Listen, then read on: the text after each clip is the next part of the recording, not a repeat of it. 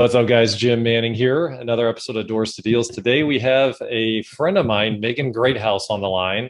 That actually, I go way back with her husband. I've known her husband since high school. We have a couple of mutual friends and kind of run in some of the same circles. And Megan's been investing now. How many years now, Megan? I guess coming up on 5 years. 5 years already. Wow. So I've been really excited for her. She's been doing some amazing things. And since you said you were going to come on about a month ago, I've been excited. So I'm excited to have you here on our podcast. So for those of us that don't know you, can you kind of give a quick little background of yourself and what all you have going on?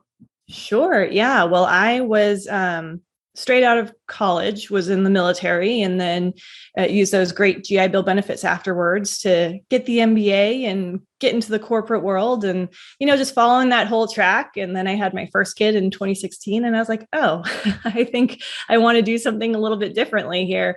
So I started researching and real estate kind of kept popping up. And by the time my daughter was about a year old, I was buying our first 4-family, just residential, rental property. And since then, I've just been slowly but surely accumulating small multifamily. And I've done, a couple flips and wholesales kind of mixed in there, but the focus has always been on a slow but steady build of small multifamily, and eventually, hopefully larger scale as well, to get us to a point of increased financial freedom over time. I love that. So how many are in your portfolio right now? So I've got 26 doors right now. So 14 that we just own on our own. And then the latest 12, we started partnering with some of the people that I've met and been networking with for years now. It's been very cool to see how that changes the dynamic and what you can do and how quickly you can do it. A year ago, I had, I guess it was a year ago, I had 10 units. And then in the past year, I brought on 16 units, and a big part of that was partnering. Now, are you doing kind of like syndication deals on like big, like a one building that's a 16 unit, or how are you structuring that? No, it's all been smaller multifamily still, all 4-family buildings, a couple of them, 2 of the buildings I bought as a package. And it's just been bringing in a single money partner per property. So they bring the bulk of the money. I bring a little bit of money, so they know I have some skin in the game, and the bulk of the work. And that's kind of how we end up with the 50-50 equity split. So I like that structure. I tell you, if I didn't, a lot of times I was just meeting with actually another friend of mine a couple of days ago, and he had a partnership set up where he's paying for like 90% of it and then trying to do like 30 or 40% of the work. And then the other guy's paying for a little bit, but not really, and supposed to be doing the work, but not really doing it. And they haven't bought a house in like 2 years. And typically like a very simple structure is just as Megan's. I've seen a lot of people have a lot of success with that. You have a money person and a hustle person, and like kind of keeping it that clean. So you've been able to, how many money people do you have then? If you bought, so is that 4 buildings, 4 families, or? Yeah. So and actually one of the 4 families I just had purchased on my own already. But then I bought another 4-family with 1 money partner. And then the last purchase, which I just picked up 2 weeks ago, was 8 units, 2 4-families side by side in Shrewsbury. And that was one other partner. So 2 partners so far. And, one of them we're really talking about, they're ready to keep going. I'm ready to keep working. So potentially just rolling with that person going forward on a lot more deals.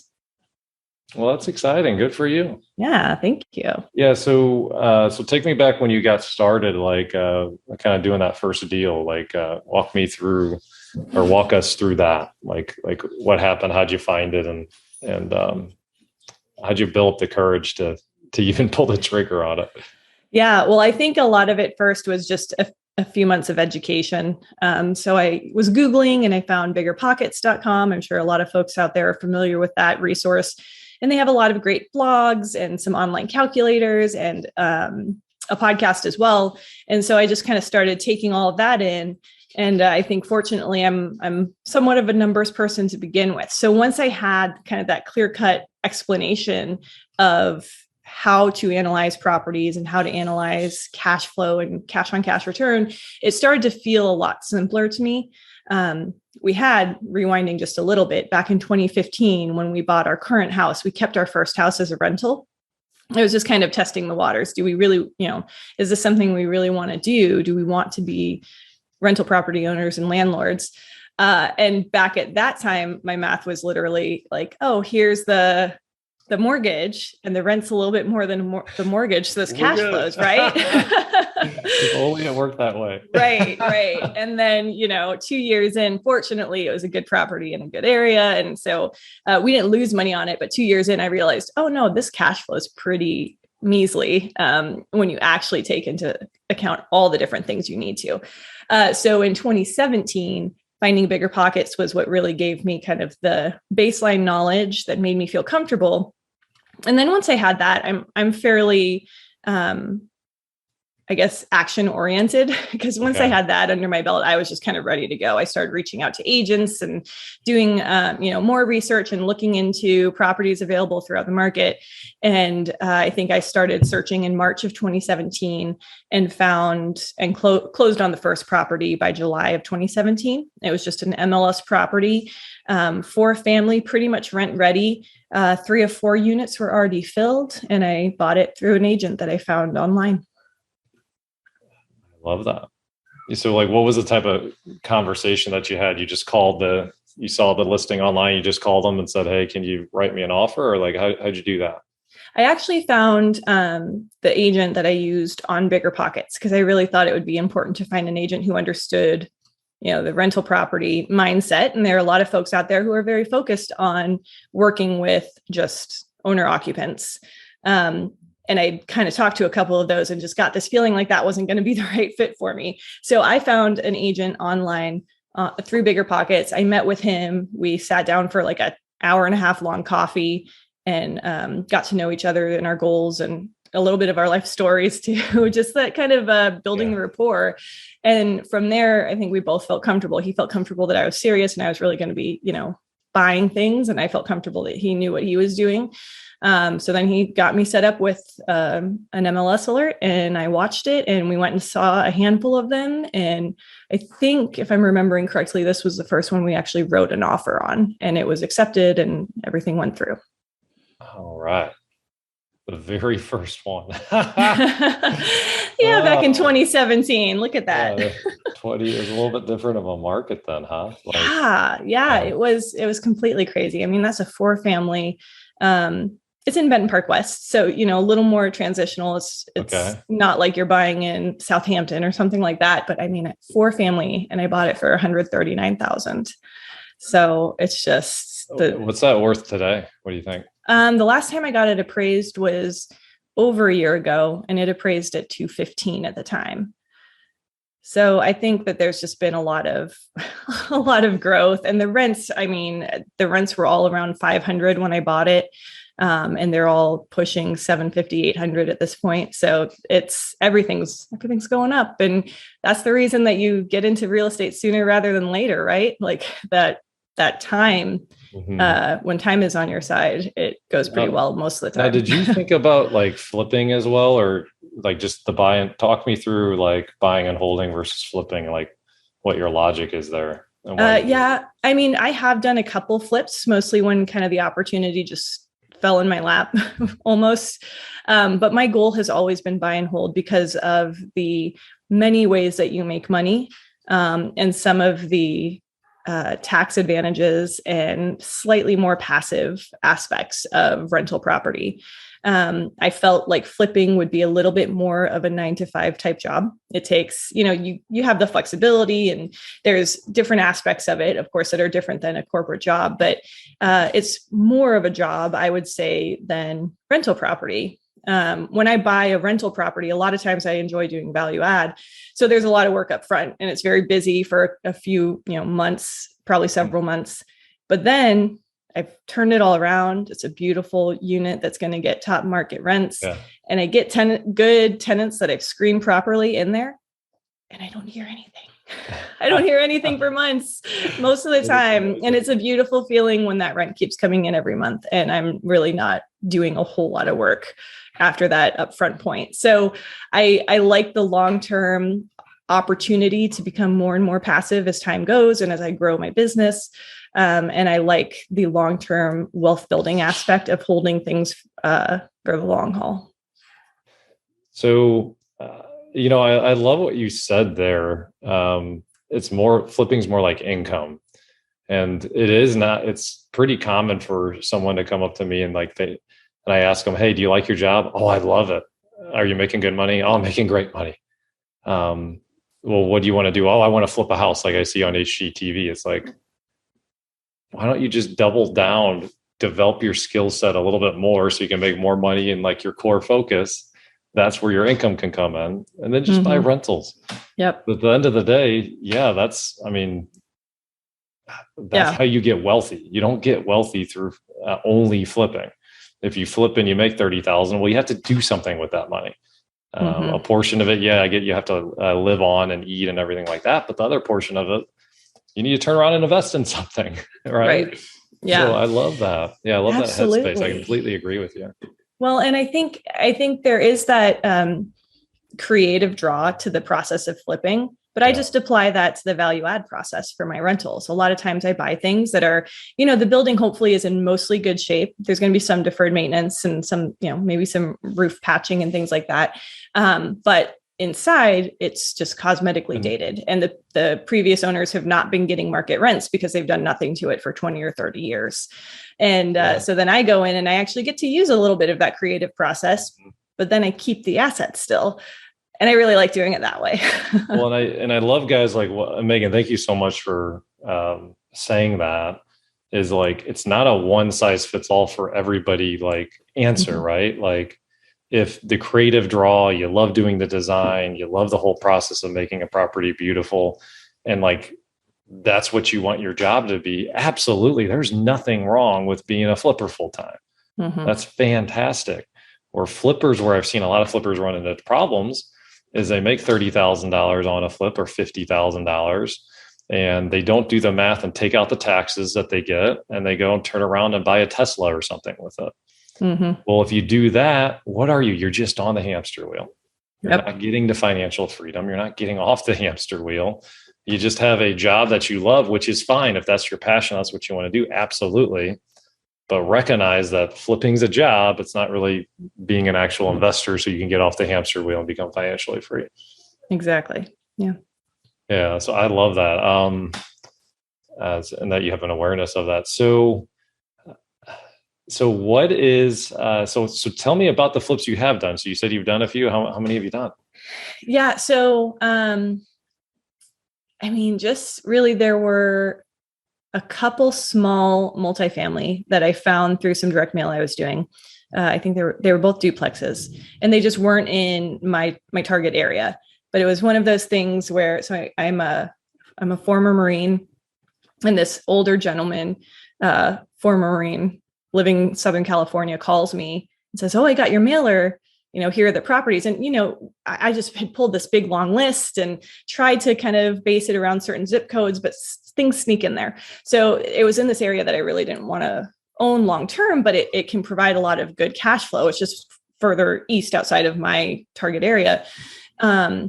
And we kind of built this rapport, and I was like, well, how about I connect you with some really great agents or some other people who might be interested in buying? And he's like, no, I think it's been nice talking to you, and I trust you. I'd just like to sell to you. So I was like, well, okay. So it was kind of one of those things where I felt like I was helping him out, and I did see the wiggle room in there to make a little bit of money. And it wasn't going to be this massive overhaul. It was going to be each property had a vacant unit. And so those units each needed a little bit of cosmetic work. One of them was basically just kind of some painting and patching, a couple little things here and there. Another one, I did take out some old carpet and just completely replace the floors. And again, some painting and patching kind of things. And then I got him rented at rents slightly higher than what he had been getting in his other units. So now you have a fully rented asset that's had, some of the basic maintenance and updates done in at least one unit. And then I just put it out there and sold them. And, I didn't make huge amounts on either one, but I think around 15 or 20 on each. Just gave me a little bit more to put into the next long-term hold that I was getting. That's still not insignificant, right? Yeah. And they were short and pretty uninvolved. Like I said, the biggest thing we did was replace some flooring in one of the units. So it wasn't too bad. And then I did have one other large one, which was a single family. And I don't usually buy single families, but it was an off-market thing I found that I think again it was like a Bigger Pockets post or something over by WashU. And I was just intrigued because the rent seemed so high and it was this big single family. So I looked into it and it was a student rental. And I thought, well, this is interesting. I'd gone to WashU for my MBA. I know the area, it's great. And I thought, well, there's a lot of things I could do here. I could end up holding it and trying this student rental thing, or when these current students leave at the end of their lease, I could renovate it because it was kind of the only property on the street that hadn't been turned around and renovated and given some care recently. And so long story short, by the time the students left, I decided I would rather renovate it and resell it than keep a student rental, especially a single family one of that size. And that was a huge project. I mean, over $100,000 worth of renovations. And we were, opening up the main floor that had been all cut off and completely redoing kitchens and bathrooms and adding a bathroom, making this crazy master suite out of 2 bedrooms that were next to each other because it was like a 6-bedroom house. It was quite a process. Again, I didn't make a lot of money on it. I'm not a flipper, but every once in a while these things come across and I'm like, well, okay. But it was a fun process. And I can see why people get excited about the creative process. So, okay, I want to dive into, and for the record, like I always am fascinated talking to entrepreneurs. Most of the people we have on this are actively doing deals. They get over that kind of first hump, right? And the thing that's interesting is like, if you just kind of like listen to how Megan's brain works, it's like if there's an obstacle or like, well, this doesn't fit my normal rental model. Well, what could I do with this? I think where a lot of people that are newer and not seasoned where they fail is they may have a deal come across their lap and they're like, oh, well, no, this doesn't work as a flip. And then they don't stop to look at, well, would it work for a hotel or would it work for a rental? And kind of go down the rabbit hole of, okay, well, what other solutions can I get to and provide to help the homeowner out to monetize this and kind of do a deal. So like the advice I give y'all listening in, especially like if you're on the newer side, is don't just go immediately to red light. Like if you think of a stoplight, there's green light and then there's a yellow light and then there's a red light. I think a lot of people at first think that there's a deal there and then just immediately go to red light. And well, like there's so many deals we've done over the years that turn into a yellow light. And then we kind of flip it back to a green light because we look at it in a different way, and you don't have to know, even if what I just said to you, like makes no sense, like hoteling and wholesaling and rentals or whatever, you don't have to know those answers. What you do need though, is you need someone you can pick up the phone and call and talk to about it. Hey, I need some advice on 123 ABC Street. I don't think it fits my normal model. What do you think? And yeah, you need to trust them, but they might tell you, hey, I'll give you $5,000 for that at the price they want. I can totally do that. That's a great deal for what my business model is. And so like, don't stop short is what I'm getting at on that. So you were saying you said something I want to dive a little bit into. You mentioned, well, I've always been action oriented, and then you have the background of being a Marine. So can you kind of walk me through kind of like your headspace and kind of like your background and why you're able to just kind of get into action mode and not worry about fear, even though fear is involved in every deal, right? But talk to me a little bit about that. Hey guys, for those of you that are local to St. Louis, I wanted to make sure you knew about an amazing resource that we have to help do some extra deals. You can email our team at deals@3doors.com And just so you know, we do deals with other investors all the time. Like it's been hundreds and hundreds over the years, and we've averaged over 100 deals with other investors per year for over the last 5 years. We can straight up buy the deal if you have a wholesale under contract that you want to sell. If you need funding to finance a flip, or like you're doing a burst strategy, we have funding available for you. If you're trying to wholesale a deal, we're doing JV wholesale deals with other wholesalers that, quite frankly, some of the deals we're putting together for a beginner or an intermediate investor, they'd probably be walking away from because we have systems and processes and we have buyers in place that are paying top dollar for these properties. So make sure you use this resource. And the best way to get and the easiest way is to just send us an email, deals@3doors.com. All right, back to the episode.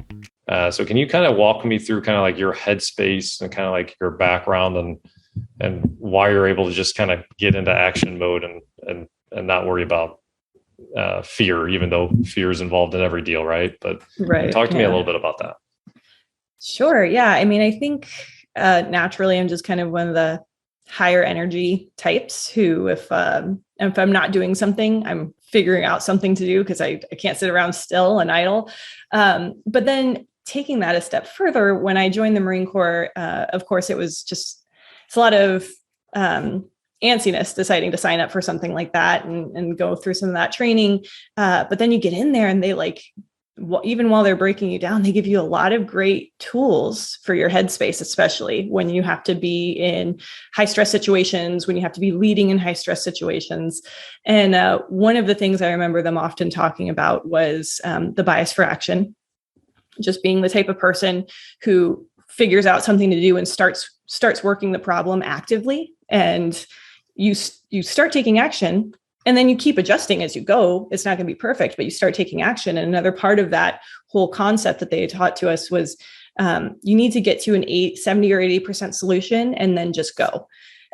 There's no perfect plan. If you try to create a perfect plan, you're never going to do anything with it because the perfect plan does not exist anyway. And even if you get to what you think is a perfect plan, you're going to get, 5 minutes or 5 days or 5 months into the plan. But at some point, that plan is going to start to crumble because something happens that changes the story. So just, I think, reminding yourself that there's no way to get a perfect plan anyway. Something's going to go wrong. It's going to happen. It kind of helps you get past the roadblocks because you think, well, this is what is happening for every single person out there. It's not just me potentially making this huge, embarrassing mistake. Everyone out there is making mistakes, and this is just going to be how it is. So might as well work through it. I absolutely love that. And it's so true. And I drive team members, for the record, crazy with this because I will jump and we'll do a new initiative. They're like, well, what about this and this and this? And the philosophy really needs to be like, hey, it gets clear when the bus is moving. You're trying to solve for things that may not even happen. Like, how do we know what's going to happen until we get into it? And quite frankly, it's intentionally a little bit sloppy now is how we do things. But yeah, and then on kind of like how I'm wired, it is nice to have team members slow me down a little bit because I'll think we should go at like a 30% solution. And sometimes we do, 70%. I love that. Well, so then that gave you the confidence of not knowing everything, and they would put you, what were some situations they would put you in? Well, a lot of, a lot of it is just little things to throw you off, like making sure you don't get quite enough sleep any night that you're in the certain training situations, pushing you into problems that don't have a solution and just seeing how far you get in figuring out something that gets you as close to a solution as possible. And they just kind of keep you on your toes the whole time. You don't have a lot of time to rest or to just kind of sit down and figure it out. When they give you the opportunity to make a plan for we went to in these field exercises where you'd be, planning the attack on the other platoon. And they give you 5 or 10 minutes And they're like, here, go with your little notebook and sit on that tree stump. And you need to figure out a plan for this entire thing in 5 or 10 minutes and then brief the entire rest of your platoon. Yeah. So you have to like be ready to formulate a plan and have it cohesive enough to brief it to everybody within 5 to 10 minutes. And again, it's impossible. Like, you're not going to have a super cohesive plan. You're not going to feel very sure of yourself. But the point is not to see you come up with a perfect plan in 5 to 10 minutes. The point is to see you figure out, how do I act on my, just on my feet, get up, do it, figure it out, show a little bit of confidence, even though I don't know everything, and then lead the group out there. To train that skill, because in the battlefield, sometimes you just got to figure it out as it goes, right? Yeah. One of the big quotes in the military is, no plan survives the first contact of war. The second that things actually kick off, something that happens from the other side, or even your own side, changes what you thought would be the situation in front of you. So it doesn't matter what your plan is anyway. What matters is that you look into the situation as you know it. You get the information together that you can, and then you make your best educated guess at what's going to happen and how you should react. And then you watch for the changes and you pivot as they come. So I can't speak for everybody. I can speak for myself, though. Like, when I was new starting out, I was so there's either people that like do too much action and they don't study enough. And then there's the other spectrum of people that will only study because they have to have that perfect plan. And looking back at my career, I was actually in the over planning and over studying phase. And looking back at it, like I was really just procrastinating because I was afraid. At a certain point, you're really not going to get true knowledge of a skill and true knowledge of something if you're not actually doing it. For the sports people listening in, it would be the same thing as like reading a book on how to swing a golf club and not ever swinging a golf club. How are you going to get good at swinging a golf club if you don't ever take a swing? And the fascinating thing about this is when you break through the fear, what I've found is like, and we've interviewed a lot of people on this. I've talked to a lot of people that are investing over the years. Some of the biggest blessings and life lessons and some of the deals that people are most proud of are the deals they broke even on, or maybe they even lost a little bit of money on it. And, it's too often we think like what fear does is fear just cripples us. And we think, okay, if I put $100,000 into an investment, I'm just going to lose all of it. Like, it's a black or white thing. Or like, my wife is afraid of flying. So like, if she's up in the air and there's a little bit of turbulence, she feels like we're going to crash into the ground. That's what fear does to you. But the reality is, like, if you're up in the sky, there's a whole lot of room for that plane to correct and get back going. Like, it doesn't just magically hit the ground when you're thousands of feet in the air, right? Right. And investing in deals is the exact same way. Like if you follow the right principles and do the right activities, yes, there's risk. Unquestionably, there's risk, but it's very rare for someone to like lose like every penny that they put into a deal. Now, you may lose money, but not necessarily every penny, depending on how much money you put in, right? Have you ever had any losses, Megan? I don't think I've had any losses.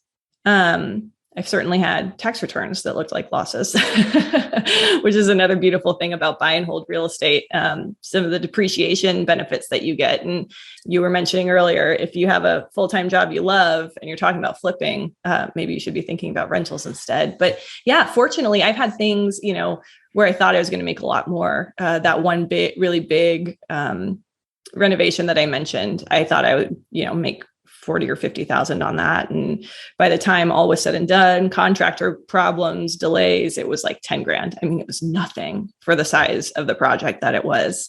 But, I got an education and someone paid me for that education, which is counter to my experience with education before that. So it still was, it was still a win, right. I mean, we had one of the worst deals we ever did, guys, was a new construction build, which we now know that's not our area of competence. If you want new construction advice, I'm not your guy, because we've lost money on when we've tried to do them, right? But it was the worst deal out of the 5,000 plus deals we've done. It was the worst deal of our career. Everything that could have gone wrong went wrong. We had to redo things like 2-3 times because multiple contractors were pointing the finger that, anyway, worst deal we've ever done.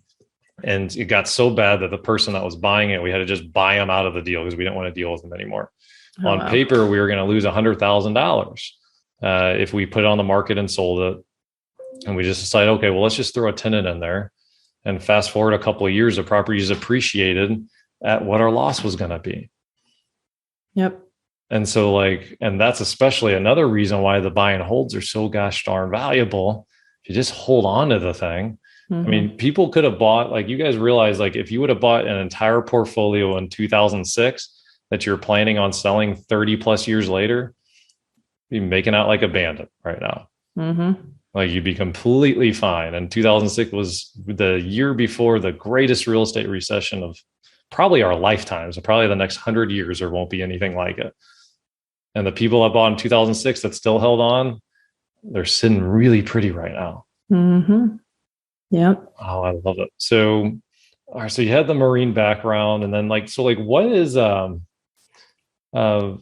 what's next for you? What are you trying to accomplish the rest of this year and then kind of going forward? Gosh, that's a good question. So like I said, I'm a pretty slow and steady builder on my real estate side because my husband and I also own a sign company together. So we are entrepreneurs full time as of early last year. But I want to keep adding. This year, my goal is 12 units to the portfolio.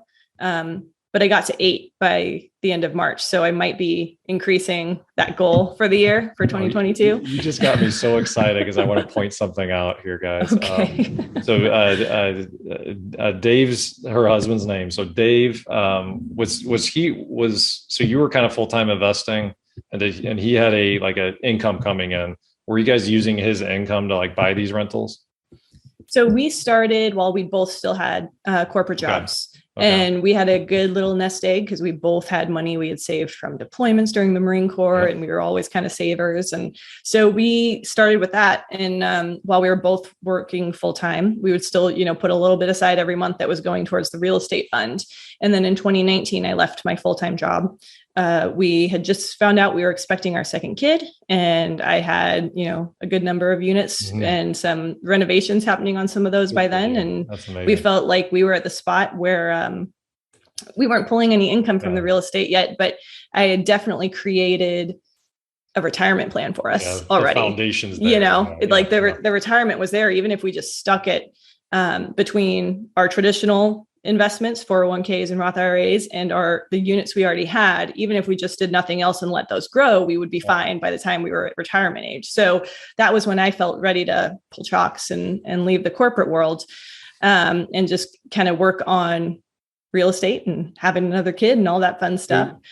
And then in 2020, we decided to do the sign company. Okay, then the sign company. So this is what resourcefulness looks like, guys. Okay, so then the sign company. So what happens with Dave now being an entrepreneur, you can buy rentals and you can buy real estate as a self-employed person. You do become unlendable typically. Mm-hmm. And is it a 2 or 3 year period, right? Where they don't really want to touch you if you don't have a real estate experience background, right? Yeah, for conventional lending. So we probably won't be able to get a conventional loan for another year or so, but you guys had a portfolio. You might be able to do it just because of your 5-year track record if you talk to the right small lender. Mm-hmm. So it's a possibility for you, but for somebody else it wouldn't be, right? Right. But commercial. But then you think, and we talked about going red light, the analogy. Let's pull it back up. Green light, yellow light, red light. A newer person would just say, oh, well, the bank's not going to lend us any money. We're just not going to buy rentals. We're just going to do this sign company for a few years and build that up until we're lendable again. That's red light thinking. That's going right to red light. Mm-hmm. What did Megan and David do? Well, they said it earlier, right? They went and found the right partner that had the money that solved that issue. And now they're still doing deals. They're still buying them, and they're buying them at a quicker pace than they ever have before. Mm-hmm. They're just using other people's money now. Yep. And we also found we made different lender relationships too. So the conventional definitely dried up, but commercial, which, the terms aren't quite as lovely as conventional, but commercial loans, we made some connections on that side. You're still able to do that. That were, and that was much more based on our personal financial statement and our track record of owning and managing rental properties effectively. And then, of course, bringing in the partners was just what sealed the deal and made it like, I hate to say it this way, but piece of cake, not a big deal at all. Between the experience we already had, the financial statement we had based on that portfolio we had already built, we were already there, and then bringing those partners in just made it easy. And then as that relationship kind of blossoms, so to speak, if you want to do one on your own and you already have 3 really good files going and you have that relationship, you'll probably be able to do one on your own too at that point. Just depending on what you guys want to do, how the sign company's going, all that, right? Yeah. Okay. That was my ADD moment there. We kind of went down a little bit of a rabbit hole. Let's circle back to the original question before I interrupted that with a random sidebar. What you're kind of trying to accomplish this year and kind of like what's in the future for you. So you said you want to keep adding rentals to the portfolio. Like what does that look like? What's the game plan? Yeah. So when I very first started this back in 2017, I was, doing my math, and if each rental makes this much per door per month, and, what we want to live on and all of that good stuff. I said we wanted 40 to 50 units total would be kind of the major sometime in the next 10 years milestone.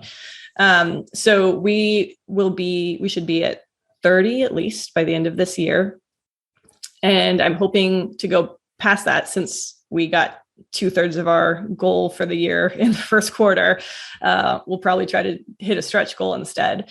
But yeah, the goal is just to keep building with residential rental properties, primarily small to maybe some mid-sized buildings, 4s to maybe 8s, 10, 16, something like that.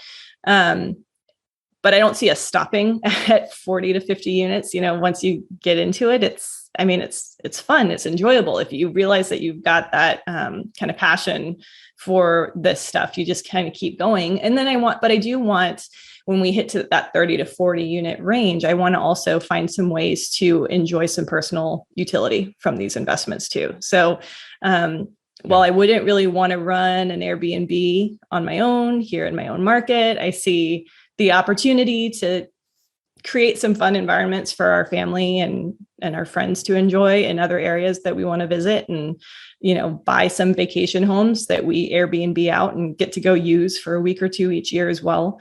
And then, of course, we've got the sign company, and that's really where David's completely focused. And I spend a lot of time on it too. I'm kind of about 50-50 between real estate and the sign company.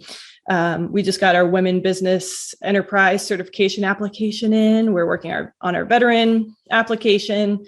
And we just want to build this thing pretty big and be a big part of the development in the St. Louis region. And that's kind of how all this fits together. The real estate and the sign company, we're invested in St. Louis. We think it's a pretty cool place. We see cool things happening, and we want to be part of that on multiple fronts. Well, thank you for your service, by the way. I meant to, we were talking about something else, and I've said it in my head like 3 times as you brought that up. Really do appreciate everything that you've done. Thank you. So really just kind of growing the sign company too. So how do people get a hold of you if like they need some signage needs, or if they have a multi they want to sell that's in St. Louis? What's the best way to reach you, Megan? So yeah, you can find me on LinkedIn. I'm pretty decently active there. I'm on Instagram. I love talking about and just kind of connecting with the network of real estate investors and entrepreneurs that love to share on Instagram. So I'm at Part-Time Empire. My goal has always been that all of these endeavors would give me the flexibility to pick my kids up right when school lets out, and, have more flexibility to be there when they're sick or whatever the case is. So Part-Time Empire is the moniker I use on Instagram.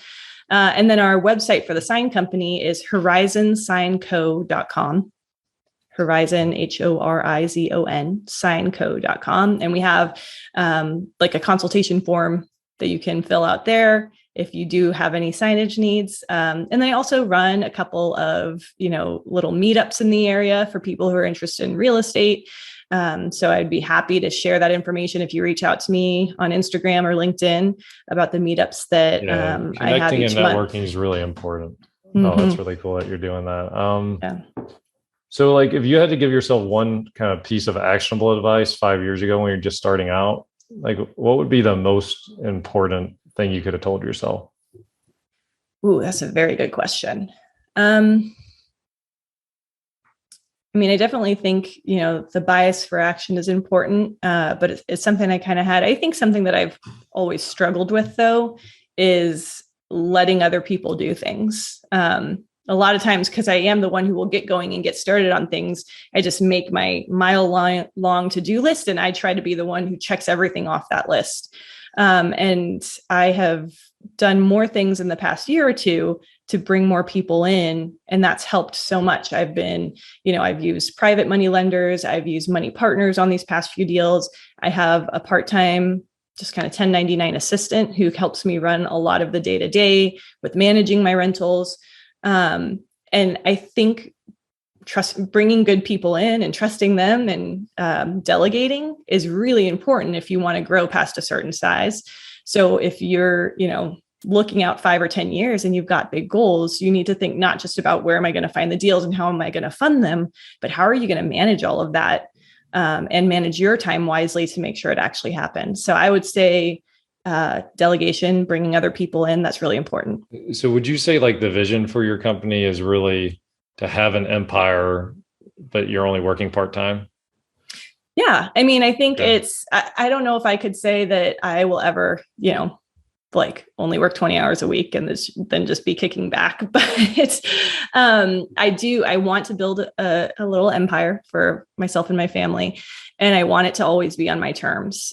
So if I have a day where, my kids need me, then it's easy for me to say, all right, other folks who are part of this organization, take care of these things for me today. My kid's sick, or take care of these things for me this week. I'm taking the kids to, Disneyland. And I think we already have that to an extent, but I want to keep developing that and being able to do bigger and better things with less of my mind left with the work. Oh, I love that. And and what's cool about that, guys, is when you're clear at things on that level, like the company you're describing to me is far different than on both spectrums. Someone that says, hey, I want to do thousands of deals a year, right? Like, well, that's going to be completely different decisions. It's going to be more than 40 hours a week, you name it. Or the person that's like, no, I'm good. I just want to hang around and do one flip a year and just have fun with it, so and when you get clear on your vision, then it's almost like having a piece of like some glasses you can wear. And if opportunities come your way, well, does that help me get there, or does that hurt? And that's really neat that you have that, because a lot of people don't, and then they go after opportunities they thought they wanted, and then they're a couple of years down the road, they're like, why am I even doing this? So that's fantastic. Well, yeah, it's so true. And real estate, the cool thing about it is you can get so creative. There are so many ways to do it and build it. So, that's something I always like to say to people too. Don't look at other people's stories and assume, well, that must be how I have to do it. Listen to a lot of different ways to do it, and then cherry pick the pieces that you like and put them together in your own unique combination. And that's when you're going to have the most fun, and it's going to fit your life the best. That most fulfills the vision that you want. Yeah. And a lot of people will think like, well, I have to know everything about investing, or I have to have tried all these different things out before I decide what my vision is. Well, when you go on a vacation, like, what do you do first? Do I want to hang out on the beach, or do I want to ski in the mountains? The way to get to both of those places is vastly different. You're talking about hundreds of miles different. And like, depending on where you live, just driving there might be an option if you live by the mountains, or you might have to fly if you live by the mountains and need to get to the beach. So it all starts with the end of that destination and where you want to end up. And then the strategies and the tips and tricks and how you get there, on whether you're going to wholesale or flip or all that, honestly, like that becomes kind of simple, like on what the best strategy is for you to get there, whether it's a plane or whether it's a car or whatnot. So don't skip that stuff, guys, I guess is really what I'm getting at. And I pulled out, like, Megan's really clear on it and she's being really successful. She's doing exactly what she wants. So congratulations, Megan. Thanks for coming on. I really appreciate you. And you wish you nothing but the best going forward. Hope everything continues to take off like it has been. Well, thank you so much. It was a lot of fun being here. You guys are great, and I'm glad I could be part of it. Okay, so that's a wrap, guys. For additional resources, once again, go to doorstodeals.com/088. Agents out there, we help you serve your investors at a higher level, and we help you invest as well. We have cash available for deals, for flips for you to do, and for your clients to do if you live in that St. Louis area. So don't forget about us. We also help save a lot of real estate deals that you might think you might think you can't do anymore. You might think that are quote unquote dead. So anyway, check us out. Happy to help any way we can.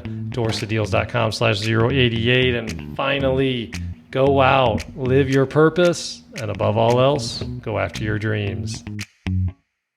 Thanks for tuning into this show. For more episodes and resources that will unlock doors to deals, check out our website, doorstodeals.com.